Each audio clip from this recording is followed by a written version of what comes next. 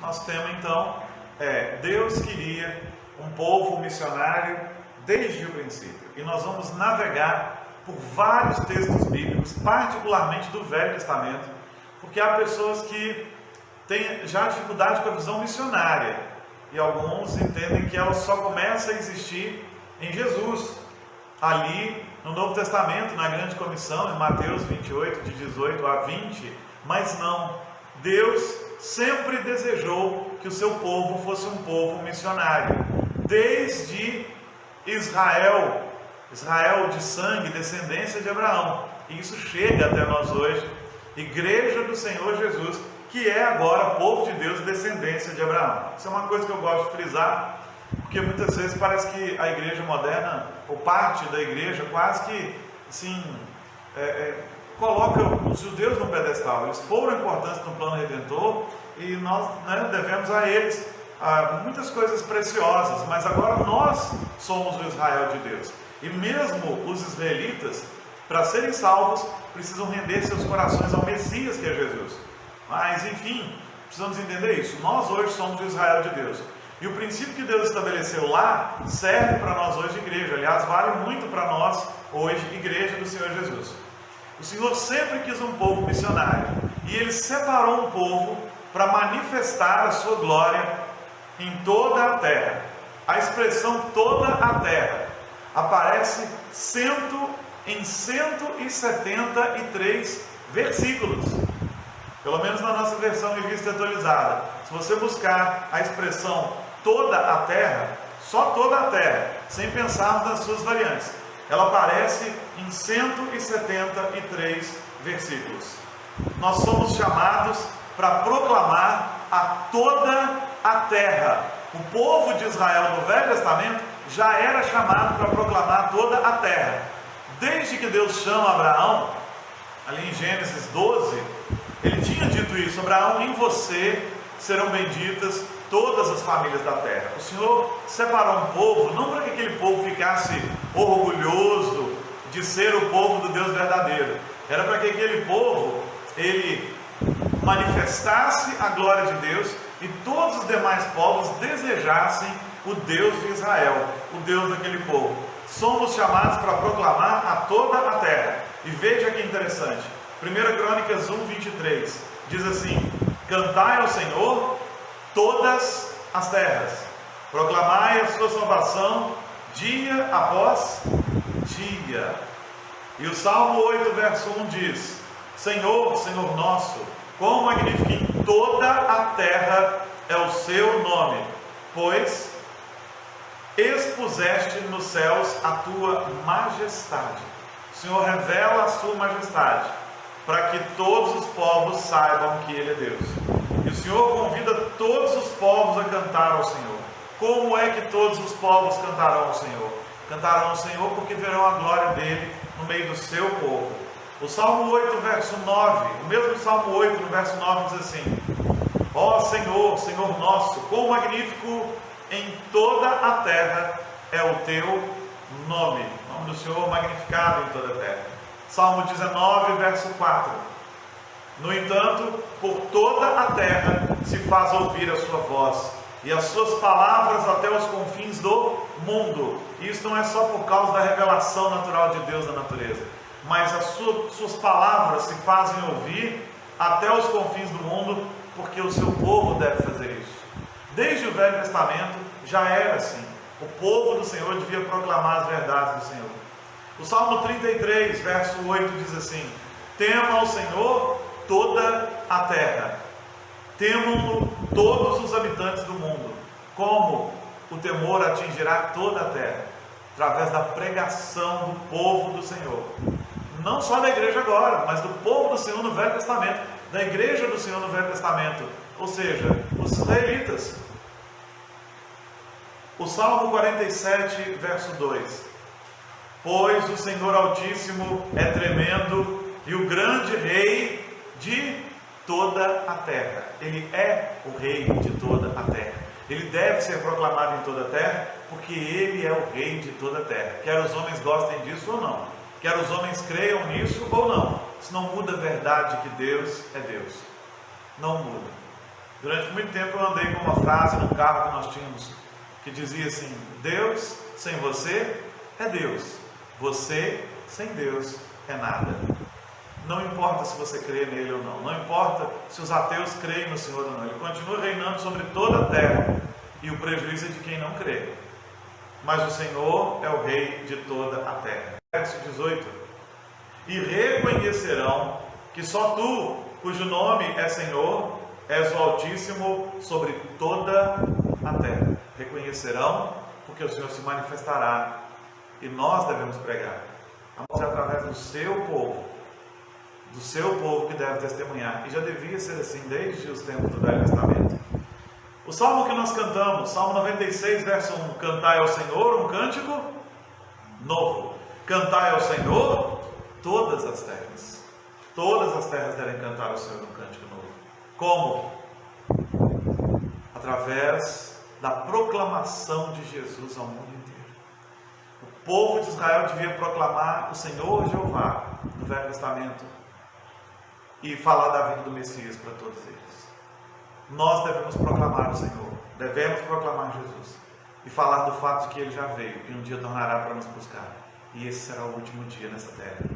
Salmo 100, verso 1: Celebrai com júbilo ao Senhor todas as terras. Com júbilo, com alegria, com festa. Como é que todos os povos celebrarão? A gente só celebra aquilo e aquele que a gente conhece, e nós devemos apresentar então o Senhor a todo mundo. E então, nós temos o texto de Isaías 25:8, só para citar alguns, e nós vamos encerrar essas citações todas. Isaías 25, verso 8 diz assim: Tragará a morte, quem tragará a morte? O Messias, Jesus. Tragará a morte para sempre, e assim enxugará o Senhor Deus as lágrimas de todos os rostos, e tirará de toda a terra o opróbrio do seu povo, porque o Senhor falou. Tirará de toda a terra. O Senhor tem seus salvos, os seus remidos em todos os povos, porque o povo dele deve fazer isso. Tanto é verdade que aquele povo do Velho Testamento devia fazer missões, que se você ler com atenção, quando Deus tira o povo de Israel do Egito, Ele faz tudo aquilo que faz, com as pragas e tudo, para que os povos soubessem que o Senhor libertou o seu povo com mão poderosa e braço estendido, com mão forte. E o Senhor, Ele queria que todos os povos soubessem que Ele era Deus. Tanto que quando Israel vinha chegando já na Terra Prometida, os povos sabiam dos grandes feitos do Senhor. E depois que Israel está consolidado como nação, eles faziam prosélitos. E o que eram os prosélitos? Aqueles que não eram judeus, mas agora aceitavam a religião dos judeus.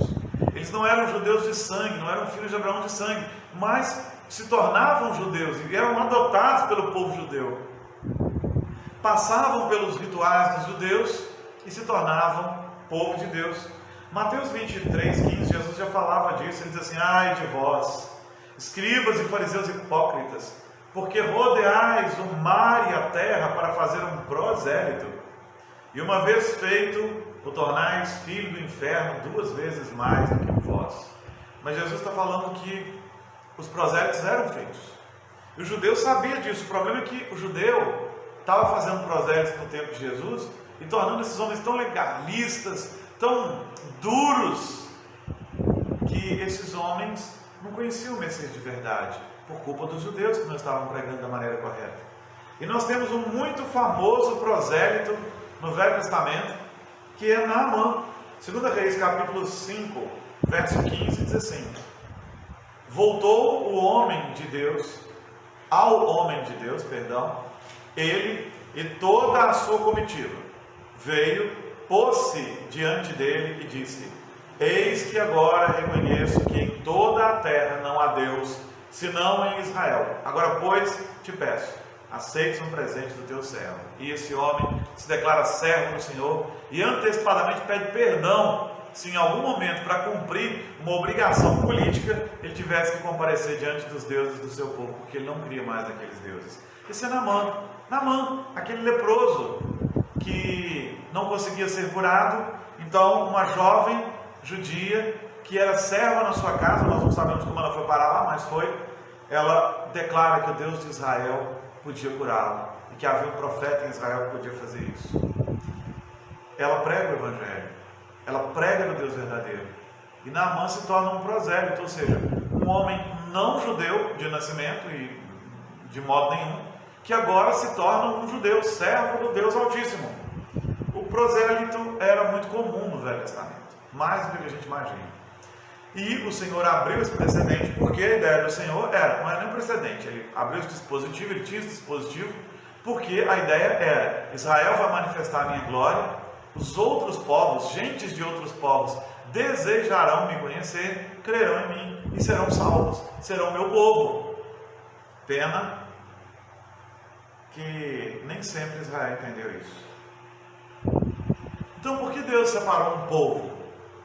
Por que exatamente Deus separou um povo? Em Êxodo 9:16, lá atrás, lá no começo, quando ele está separando o seu povo definitivamente, agora depois disso ele vai libertar seu povo do Egito, depois disso ele vai fazer o seu povo caminhar pelo deserto, e quando seu povo chegar na terra prometida, seu povo já é uma nação forte, com um coração de nação.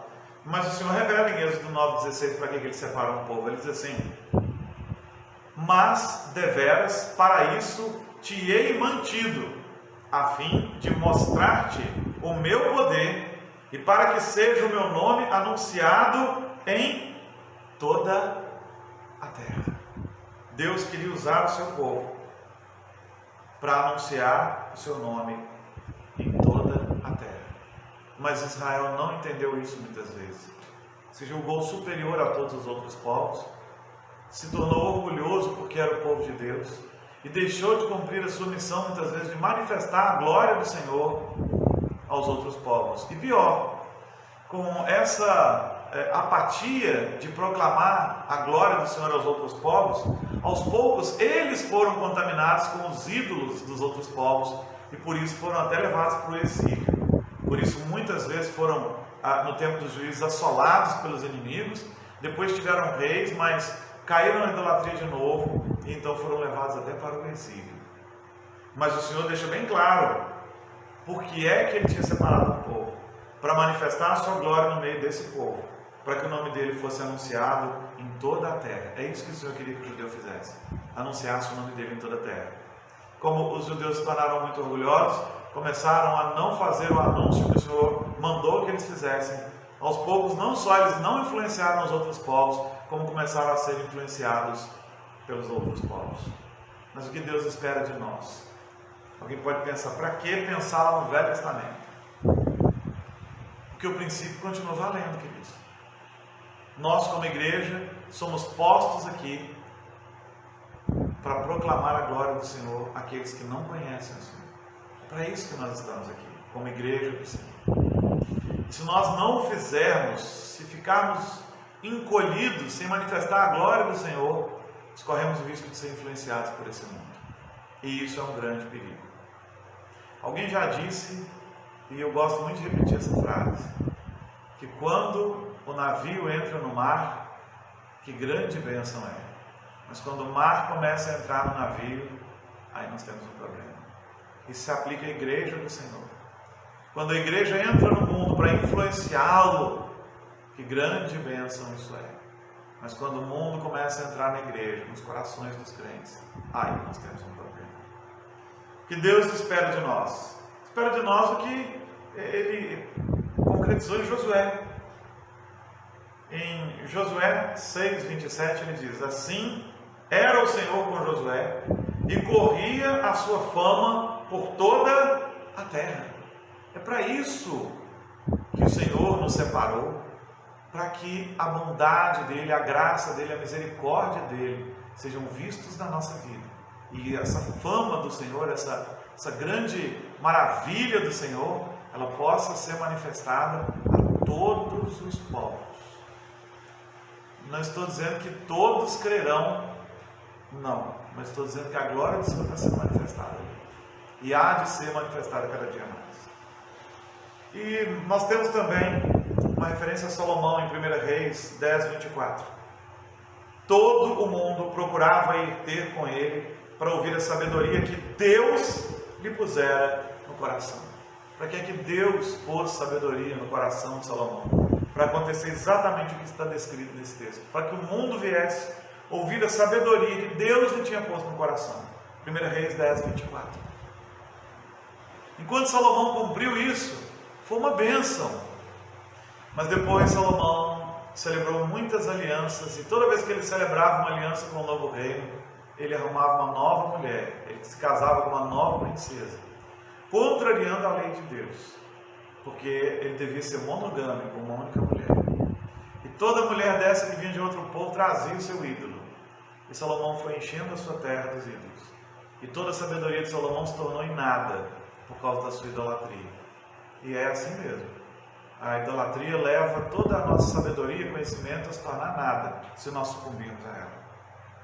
Querido, o princípio do Velho Testamento vale para nós porque a igreja primitiva pratica o que nós estamos pregando aqui. O princípio do Velho Testamento é: Deus separa um povo para que aquele povo manifeste a sua glória. Se esse povo não manifestar a sua glória, esse povo vai perder sua razão de existir. Foi o que aconteceu com Israel.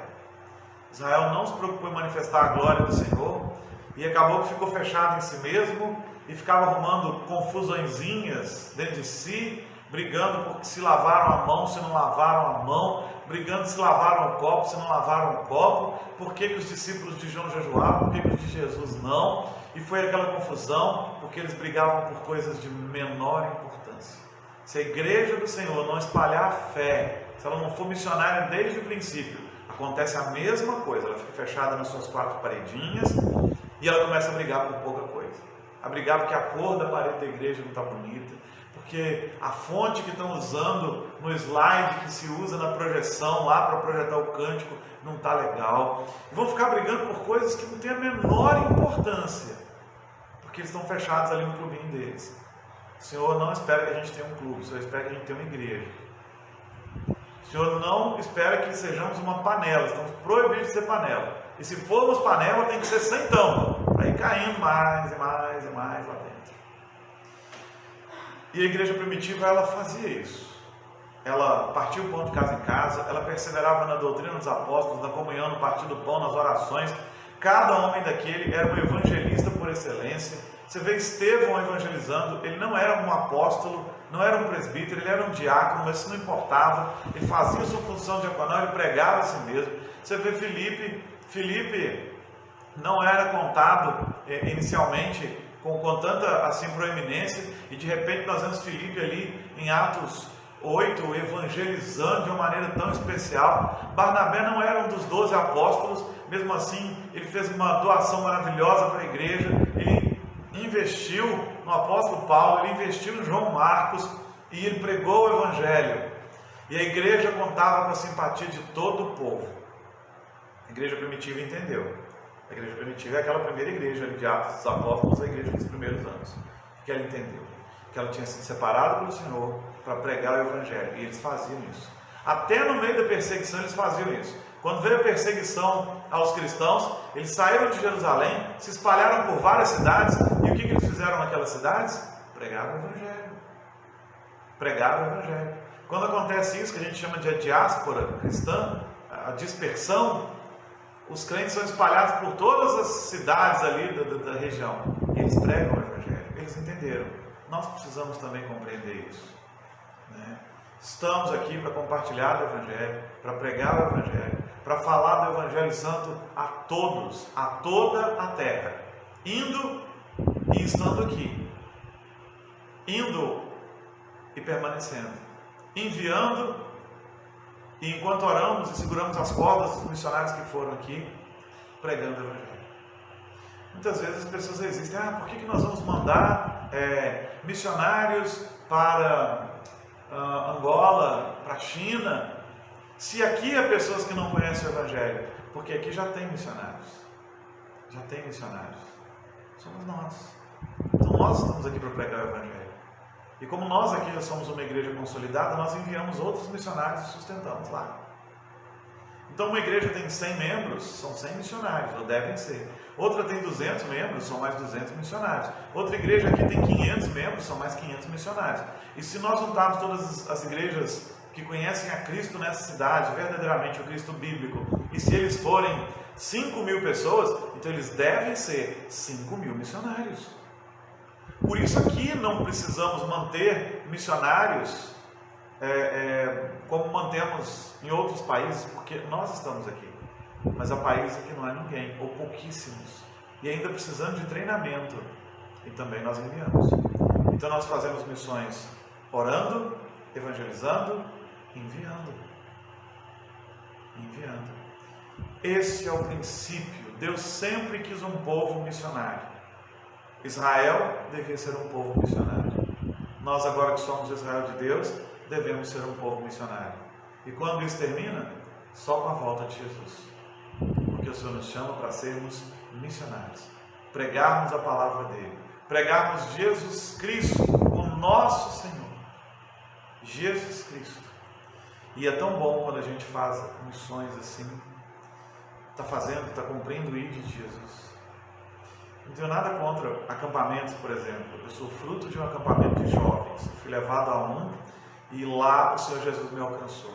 Mas quando nós trocamos os nossos acampamentos de carnaval por viagens missionárias, que nós chamamos de projeto semeador, os semeadores, nós notamos uma diferença tão grande no nosso nível de espiritualidade. Nós voltamos tão mais entusiasmados, porque os semeadores consistem em bater de porta em porta e entregar uma Bíblia em cada casa de uma cidade.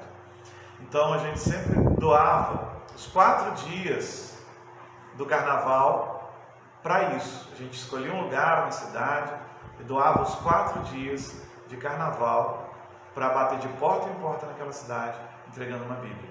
E a nossa rotina era muito interessante. Nós nos levantávamos, fazíamos uma devocional, tomávamos café e aí depois saímos para distribuir Bíblias. Pela manhã, não muito cedo, porque dependendo da cidade, né? E é carnaval, o pessoal está querendo dormir até mais tarde, aquele negócio todo. Mas a gente saía para distribuir Bíblia, dividia os grupos e saía. E voltava e já almoçava. E depois que almoçava, começava a preparar já para fazer o trabalho de crianças à tarde. Então à tarde nós tínhamos um trabalho evangelístico para crianças. E depois voltávamos, tomávamos banho, tomávamos um café e já nos preparávamos para o culto evangelístico que tínhamos à noite. E nos 4 dias, normalmente, a gente sempre conseguiu fazer aquelas cidades que nós escolhemos para entregar Bíblias. E à medida que entregávamos, íamos preenchendo uma ficha de quem queria visita, quem queria uma oração depois, quem queria alguma coisa.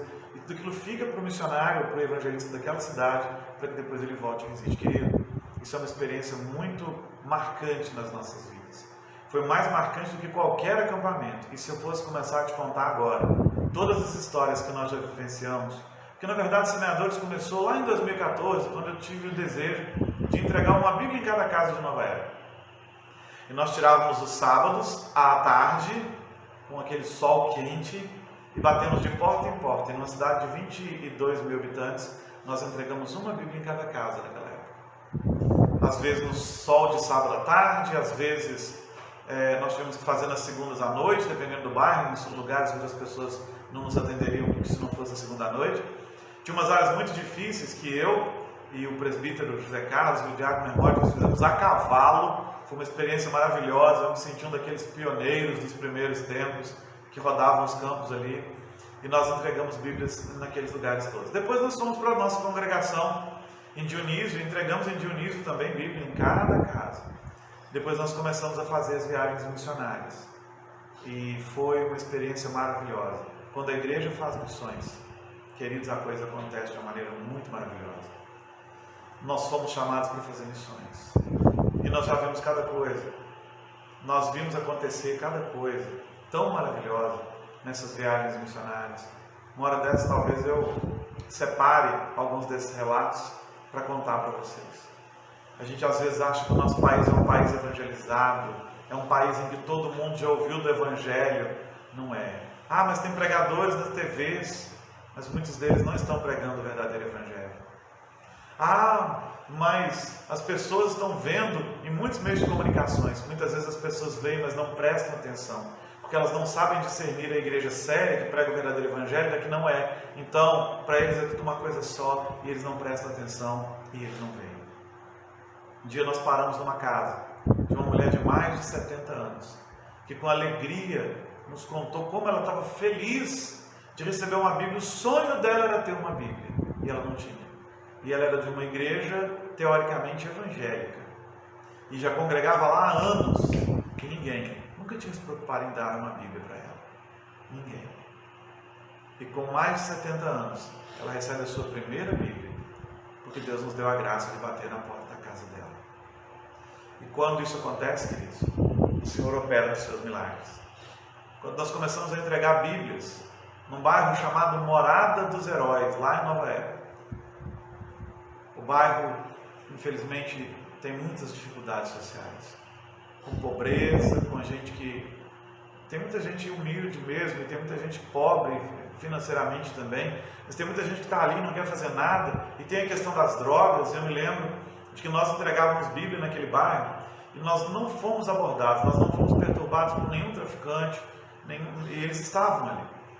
E eu e minha esposa pegamos uma rua comprida, e quando nós estávamos no começo dela, nós batemos na porta de uma casa, não sabíamos do que se tratava. Na verdade era uma boca de fogo. Quando a porta abriu, o sujeito estava lá, aquela turma estava lá, e eu fiz o que tinha que fazer. Cara, vim entregar a Bíblia para vocês e tal. E eles receberam a Bíblia com educação. Eu sei que tinha gente usando droga ali dentro, eu via a situação toda, mas agora eu ia entregar uma Bíblia. E eu entreguei, e eles agradeceram. E depois nós continuamos a subir a rua, e quando nós já estávamos próximos, porque a rua é bem comprida, da outra boca de fumo, então um sujeito, comentando com o outro lá, falou o seguinte: se esse povo continuar fazendo esse serviço, nosso trabalho aqui vai acabar. Até o traficante sabe do benefício que o Evangelho traz. Ele estava dizendo: olha, se esse povo distribui Bíblia, e o povo desse lugar aqui crê, nós não vamos ter mais como vender droga aqui. Mas apesar disso, eles não nos incomodaram, eles não nos xingaram, eles não nos perturbaram, eles nos respeitaram. Milagre do Senhor. Milagre. Maravilhoso milagre do Senhor. Mesmo. Queridos, e eu poderia contar muitas histórias. Também poderia contar histórias de como nós fomos ofendidos por algumas pessoas, mas sinceramente eu não me senti ofendido. Eu sabia que não era comigo. Era por causa do Evangelho Santo de Jesus. Quando a igreja do Senhor faz missões, ela vê o Senhor agir de uma maneira que normalmente você não consegue ver. Às vezes as pessoas estão pedindo milagres, milagres, eu quero ver milagres, eu quero ver milagres, eu quero ver milagres. Faça missões. Você vai ver que os milagres do Senhor acontecem naturalmente, porque Ele os faz para autenticar a sua palavra. Faça missões. Pregue de Jesus. Eu não sei pregar, eu tenho dito, e essa é uma frase que eu vejo que vai me acompanhar pelo ministério até que o Senhor Jesus me chame para junto de si ou até que Ele volte. Tenho dito que o Evangelho é simples, o homem é que o complica. Compartilhe com as pessoas o que você sabe de Jesus. É mais do que elas sabem. Se você quer pregar o Evangelho, conte para elas o que Cristo fez na sua vida. Isso já é mais do que a maioria das pessoas sabe. Conte para todos o que Cristo fez em você, como Ele te mudou, como Ele te transformou, como Ele é bom na sua vida. Testemunhe de como Ele te atende às orações, como Ele te ouve, como você pode falar e orar e as pessoas escutam. As pessoas escutam, porque a maioria delas não conhece esse Deus pessoal, que nos ouve, que fala conosco, que de fato age nas nossas vidas. Querido, Deus queria um povo missionário desde o princípio. Israel não entendeu tudo isso. Não entendeu até pelos desígnios de Deus, porque eles na verdade tinham que rejeitar o Messias mesmo. Ele tinha que ser levado à cruz para que o Evangelho chegasse a todas as nações. Mas nós sabemos que temos que pregar o Evangelho a toda criatura. Vamos fazer isso. As pessoas precisam ouvir de Jesus. E a palavra não voltará vazia. Fale de Cristo. Fale do Evangelho. Compartilhe do Senhor. Que seja assim. Em nome de Jesus. Amém? nós estamos encerrando essa palavra, nós vamos orar com a Jeane, e depois que a Jeane orar, se você tiver perguntas, fica à vontade. Hoje o chat do YouTube está movimentadíssimo, só estou vendo coisinhas subindo aqui, mas eu não consigo ler lá, né? E acho que a Tisa está dando uma olhada lá pra gente, não tá? Então daqui a pouco ela me conta. Nós vamos orar e depois, se alguém tiver perguntas sobre o tema que nós tratamos, eu vou ter imenso prazer em responder.